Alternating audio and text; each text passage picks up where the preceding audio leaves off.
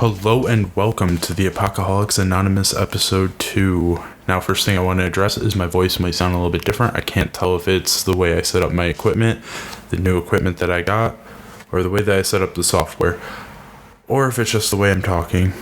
I'm not really sure. I kind of like it, so we're going to roll with it, because hopefully this will be how I could set it up in the future.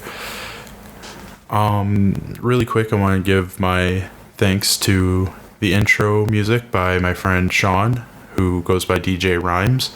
You can find him on Spotify or SoundCloud. And then for the outro music, the Bombats, another Chicago local band. You can find them also on Spotify. Next, I want to say thank you to my mother, who does some of the voices in this episode, as well as in the first episode. And then lastly, to our special guest star, J.S. Gilbert, who has done voices in a game called League of Legends, Udyr, Gragas, some of my favorite champions, and then also is known as Sweet Tooth in the game Twisted Metal, who hopefully we can get him along for this project for future episodes, but I am very thankful to have him on board for this one. So without further ado, I hope you guys enjoy. The sun crept through the barricaded window from the night prior. The crew began to put together their supplies. Misha turned on his side, gritted his teeth, and began to sit up. Eric approached subtly and asked, "It's infected, isn't it?" "Yeah, most likely." "Then we have to get to the sage as soon as possible. Will you be all right?" Misha nodded and stood up. Eric walked towards the barricaded door and began to clear a way for the team to depart. Rocco was sitting from the group about halfway down the hall, ready to pounce at a moment's notice. "Hey, the fuck is up with the hound?" "Yeah, I'm not entirely sure.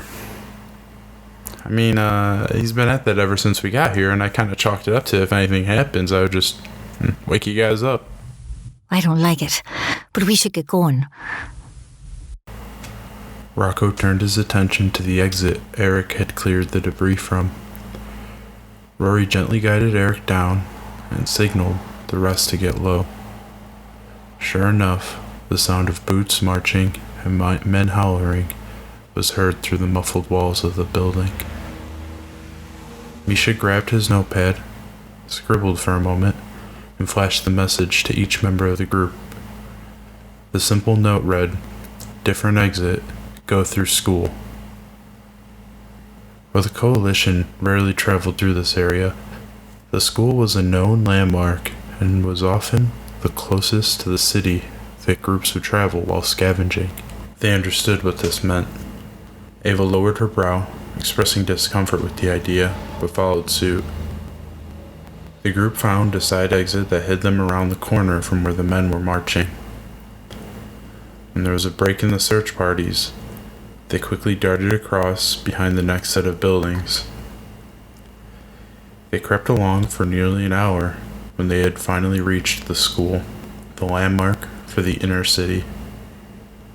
Misha had waited patiently for the right moment, but without a storm or anything to mask the noise, he couldn't find an opportunity to burst through the door. Ava and Rory departed to seek a different exit, while Abby stood by the door. Misha and Eric sat with their backs against the school and rested. Rocco came by, laid next to Misha. Misha stroked Rocco's fur and began to close his eyes as the humming of the men's voices and the soft sounds of boots marched echoed into the distance. He had learned during the Ember Wars to rest during such situations when able. Ava and Rory returned after about 20 minutes. Rory nudged Misha's boot at his. Eric looked up with a fleetingly hopeful glance as the two shook their heads. They hadn't found a way in. Abby, looking annoyed, had waved them over. In a low whisper, she gritted. If you idiots waited 5 goddamn minutes. As she slowly pushed back the previously locked doors to the school. The room they entered was pitch black except for the last breath of light from the doorway as an ominous fog began to descend. Rocco tucked his ears and walked with distinct purpose. Alert, aware, and ready for anything. The crew pushed forward. Misha shined his headlamp around the room as the only source of light the crew was able to acquire. They could only get a dimly lit look at the details of their environment. Overgrown with decaying wildlife, ensnaring some bleachers, wooden floors, and a pair of basketball hoops, they realized they were in a gym. After about 3 minutes, they had found the door that led them to one of the main hallways. The floors creaked, and the walls whispered as they progressed.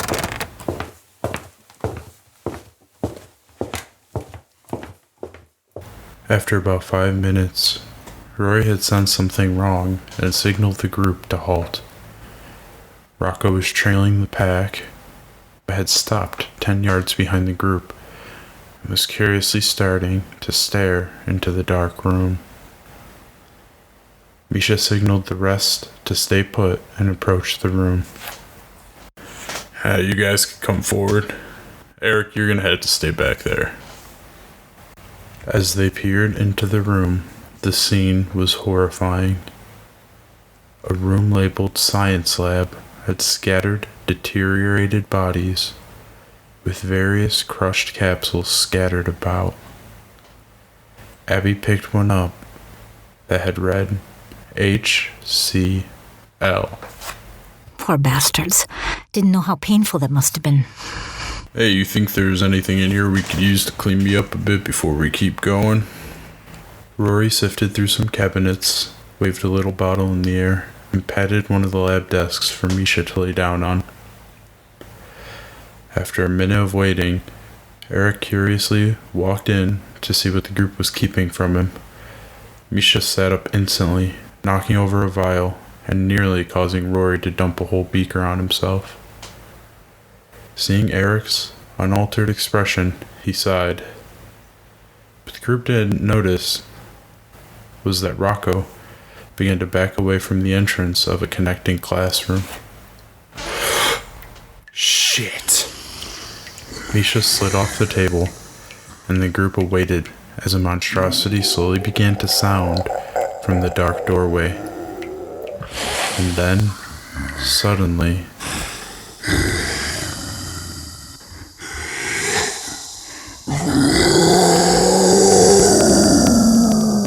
the group had burst into a sprint. Rory slid back to the table for half a second. Was he confused? Why was he going back into the room? God damn it. What the fuck, Rory?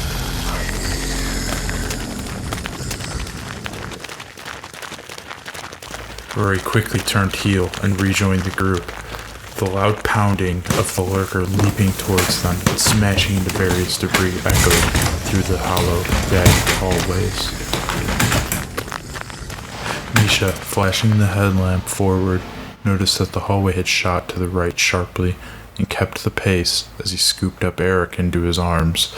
They had turned the corner and ducked into the first room they could, a cramped janitorial closet. Misha gritted as he held the door closed. The door had pounded open a crack, and then would slap closed repeatedly. Then the creature thrashed one of its contorted limbs through the crack and started thrashing sporadically in every direction. Ah! My fucking eye! Oh, God! Oh, oh God! Oh, God damn it! Oh! Misha bit down on his tongue, propped his feet up on the doorframe, and slammed the door closed with an echoing thud as the creature's limb fell to the floor. Rory shouted out, "This doesn't fucking look good. She's gonna have to lose that eye. I'll have to bandage it up, but you gotta keep an eye on that door." Misha grunted as the beast continued its ruthless fixation to open its lunchbox and to get the feast within. The pounding continued. Eric looked at Misha, and he shot back a look of acceptance. But to Eric's surprise, Misha looked back with confidence and reassurance. Until...